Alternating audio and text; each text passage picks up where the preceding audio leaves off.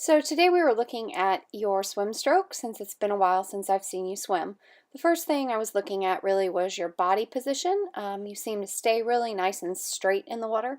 I would like to see you work on leaning on your chest a little bit more in order to get your hips up.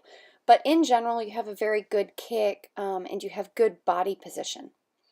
The first thing I did notice though was that your breathing timing is a little bit off. You tend to like to push down with that leading arm, which isn't allowing you really any early catch. So you're really pressing down there, as you can see, with that left arm, and it's typically very straight all the way through the stroke, which isn't really giving you good propulsion. Here I just did it in slow motion so we could kind of look at that.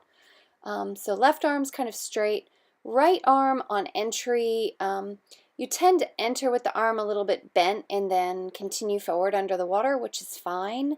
But I would really like to see you drive that forward from a high elbow recovery. Head position is really pretty good, especially looking at it from above the water too. You don't have a lot of movement. Here again with the left arm, you can see where you're pressing down, those bubbles go up.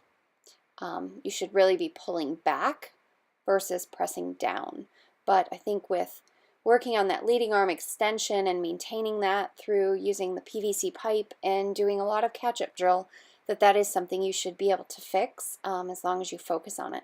Here you can just see how that arm was kind of diving in on the right arm. It comes in a little bit low versus really reaching forward. See how it's maybe a foot below the water as you reach forward. I'd like to see that a little bit higher in the water. Again, that's a little nitpicking. Your kick here looks great. You have a very strong kick. Your ankles are flexed nicely. Really no complaints from me there. Here I was just looking at your head position to see if we had a lot of movement, which even though you tend to be pressing down with that left arm, you are very stable in the water, which is good. I'm not surprised since you have a pretty high comfort level.